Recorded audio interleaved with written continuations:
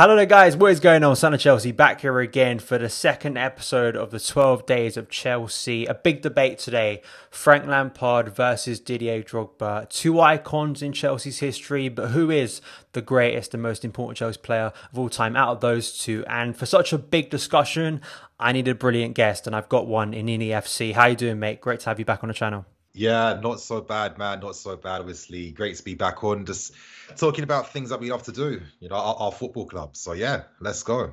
So, Lampard versus Drogba, getting the stats, the big facts out the way first. Lampard, highest Chelsea goal scorer of all time with 211 goals. Didier Drogba, to many, the greatest striker the club has ever had with 157 goals. I guess the good thing, when we compare a lot of players, right, and some people will compare players between like different eras, and I think that's a bit unfair because so much changes in football, right? The type of game, even 10 years ago to now. The good thing about these two players, the majority of their Chelsea career, give or take a couple of years, was at the same time, in the same era. They played basically in the same era of football at Chelsea. So looking at these two players, I mean, they're obviously icons at Chelsea, but, just from general impression, who do you think is the greatest of all time at Chelsea? I mean, that is such a hard question to answer. I think there's only three players that comes to everyone's mind: Terry, Lampard, and Drogba. And it's very difficult because they've all had very, key clutch moments for us over the years where they've all played their part as well equally to get us the success that we obviously got. But maybe I'd probably say it's hard. It's between Lampard or Drogba, but then Terry's will be the best centre-back I've ever seen at the same time. The best player to come up from our academy of all time. And, no one's been close to his level. There's been a few who are very close. And maybe by, once this next 10 years is over, we'll get some, final answers. But I'd have to say, I'm going to say Frank Lampard. Only purely for the sense that he was here longer. And, he really works hard to become a world-class player. Not that Drogba didn't do the same thing either, but yeah, it's quite hard for me to have a proper, strong, valid reason as to why. But I'd probably say Frank just for the fact that, to be a midfield player, redefining the position in that sense, the amount of goals and assists, this isn't a normal thing to see, So I think just based on that basis of it being just so unique, I'd probably go for Lampard's. Do you think as well with Frank, the thing that he has maybe over Didier is better seasons consistently over his Chelsea career? Because I think when you actually look at Didier, right, and we'll get to Didier in terms of why I think people could strongly argue in his case for this, but when you look at, 04-05 to say 09-10, we're probably peak Lampard years, right, in terms of the amount of goals he scored. Didier did have a few off years, even in years where he scored massive goals for us that everyone remembers. You look at his maybe Premier League career and he'd have struggles. Is that a reason why to you, Lampard, just that sort of longevity, but also consistency of class, week in, week out? Yeah, well, I think 100%. I think the fact that he's got over 200 goals in midfield, the fact that, he rarely ever got injured at all. One of the fittest players I've ever seen.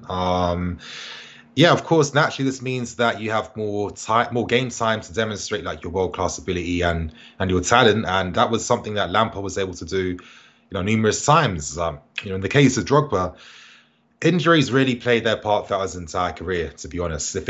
And some of the injuries were just, kind of comical sometimes, like when he got malaria randomly. And obviously, when you have malaria, the minute you recover from that, then it's going to take you even longer just for your body to fully recover. So, Drogba constantly had these types of niggles and injuries that were constantly just affecting the momentum. But what's world class about him is that his stats were someone that, was, quite injured throughout quite a large spell of his career. It's still pretty consistently high, to be honest. And it's filled with important goals, goals that were scored first, winners, etc., etc. Drogba wasn't really a stat pattern. So, yeah, I think that for me, it's very close. But, Lampard clearly edges things, I think. The longevity, the consistency. I mean, even his final season for us when I think Rafa was our manager, he got 17 goals in midfield for us. So, it just sums him up. I think you mentioned like big goals from Didier, and I think the thing if you're having this debate right between the greatest Chelsea players, the trump card, I'll use this like a film analogy, like Avengers Endgame had a lot of heroes, right, a lot of big Yeah. characters within it.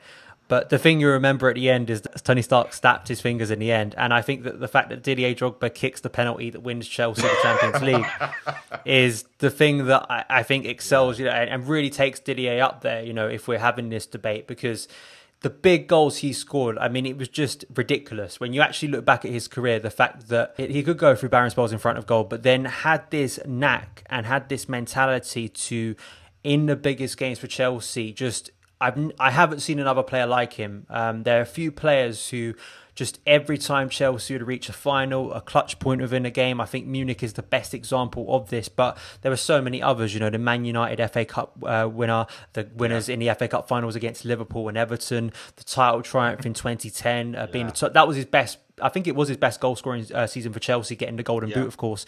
But really, that was almost an outlier in his Chelsea career because, he'd saved most of his goals for these big games. I mean, that Munich night, and I'll never tire of speaking about it, but that is just to immortalise yourself as like the club legend. I mean, it's just, you couldn't have written it we thought at the time was his last kick for Chelsea Football Club, but one of his last kicks for Chelsea Football Club, to score the biggest penalty in Chelsea history. It's just incredible, isn't it? Yeah, I mean, I was quite fortunate because I was actually at that game. So it was such a surreal moment. And to be honest, like when things are like so surreal for me, I need like a bit of time to just process what I've just seen and what's just happened, to be honest. So yeah, I remember that day in Munich. It was literally just Bayern City Central, to be honest. We were completely outnumbered to the Bayern fans. And, I think Drogba's UCL campaign that year, it kind of felt like it was written in the stars, because even looking at that final, some of the moments that happened, the lucky moments, and I think there was a key one. I know there were two key ones, actually. The semi-final second leg against Barca away, when he gave the penalty away literally from the start of the second half. And if Messi didn't hit the crossbar, we would have been out and nothing would have happened. And then he did the same thing again, but this time in the final, in extra time in the second half, where Robin, of course, had an opportunity to seal the game and wasn't able to. So, of course, moments where he rode his luck, but I don't know. I just feel like sometimes, especially after seeing us winning that campaign that season, like there has to be like a higher power. Like I know that there's luck in and random events. Of course, it's a random universe, but for things to align in such a manner, it can't just be just like a fluke or something. So I mean, that's the power of Didier Drogba, I guess. To be honest, of course, favorite player. There's no game like Chelsea game that we've won in the past that I rewatch and still feel nervous. Munich is the only game that happens to me. I still watch that game and feel obviously emotion in terms of happiness of where it goes and nostalgia, but like actual nerves, like watching that penalty shootout back of how many times, as you've mentioned, that it could have gone the other direction in the semi-final of the penalty. The fact that Drogba gives another penalty away in the final itself and Robin misses. There were so many moments that could have gone the other direction. I mean, we speak about big goals with, of course, Didier Drogba, and that's what he came to be famous for and iconic for at Chelsea. You can't forget Lampard scoring some amazing goals in Chelsea, not in terms of just technically, but in terms of importance. I mean, we've got the Bolton 05 goal. For me, even though it didn't lead towards a trophy, I think the penalty against Liverpool in the semi-final in 2008, just for emotion and the character of Lampard to step up at that point, considering losing his mum a couple of weeks earlier to that game, I think just, summed up the character of Frank Lampard. And then, of course, the winner in an FA Cup final against Everton. I was at that game, a wonderful goal. Out of those sort of big moments, and I'm sure you could pick out others as well, what is sort of your best sort of Lampard moment in terms of in front of goal? I mean, there's a few. One incredible goal I remember from Lampard was his goal against Hull City. It was like the little lob from like 30 yards. And what I loved about that goal was that, again, during those periods, I was consistently going to games, season ticket, and everything.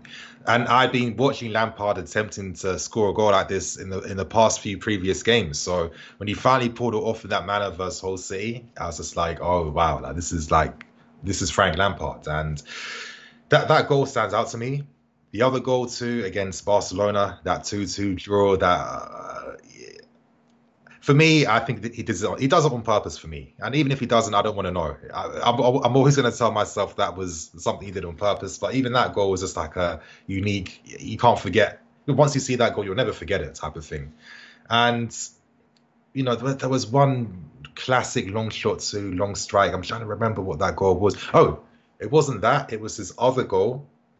These are my top 3 Lampard goals, by the way. So the Barca game 2-2. That whole City lob away from home, and the goal versus Bayern Munich when we beat them 4-2 at home, because I was at that game too, and he had a little composure in the books to just completely fool Oliver Kahn like that. World class. Yeah. Speaking about sort of those 2 goals, and I think, you know, it says a lot about world-class players that, you know, especially in the Champions League and European football, these 2 players, you know, had so many special moments in that competition for Chelsea. And both of those goals, I think, were incredible for different reasons. You know, I wrote articles, I think, about both of those goals, you know, against Bayern and against Barca.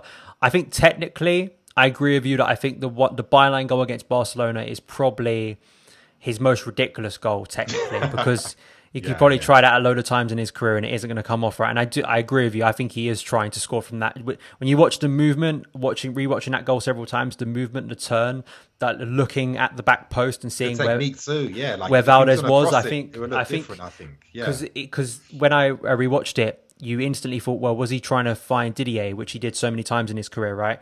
But when you actually rewatch it, Didier wasn't that close. You know, if he was trying to aim for Didier, I think he would have actually chipped it a little bit further back. You know, the fact that he goes for goal, I think he's aiming to catch the keeper out there.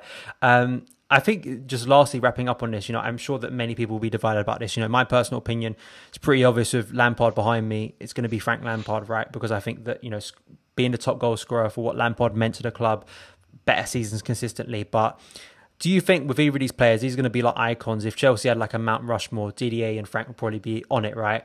Do you think there can be any players in the current squad that have the potential to maybe reach these levels? Because these are like living legends. These are icons in Chelsea's history, right? You know, it's going to be hard to match these 2. I think I've got some faith in some of the young boys that we've got from the academy right now. Obviously, Reece James, for me, I feel, even from before he was playing for us last season, even at Wigan, I caught a few games. I was thinking, wow, I just literally got the instant vibe about what type of player he was, what he's about. And from that point on, I've just never felt nervous about Reece in any game at all. And I don't think I ever will, to be honest. I think he's been one of the best young players I've ever seen like play for us. And for me, as I've said before in like previous talks with you, he's the best right back in terms of talent, quality, and everything that I've seen. And I've been watching games for over 15 something years. So yeah, Reece has that potential. Of course, you know, Mason Mount, he's got a long career ahead of him. You know, the midfielders, is he supposed to be getting 10 goals and assists already at 21? Probably not, but seeing his development this season, you feel like it's on the right path for something to happen. Oh, absolutely. And I think that the exciting thing now is there's a few contenders, and hopefully in a few years' time, say 10 years' time, we can look back and hopefully within the current team, we can maybe bring them up in the conversation. But thank you, NiiNii, for joining me for this debate. Now I pass it over to you guys in the comments below. Not only tell me who you think is the greatest Chelsea player of all time, Frank Lampard, Didier Drogba, you may think JT, you may think Gianfranco Zola, someone else in Chelsea's history, but also give me your favourite moments of these amazing players' careers. Didier, Frank, let me know in the comments below. But thank you guys so much for taking the time to watch this video. All of the links to NiiNii's work will be in the description box below. Thank you guys for taking the time to watch this video. If you did enjoy it, hit that subscribe button and the notification bell so you never miss an upload, and I'll see you again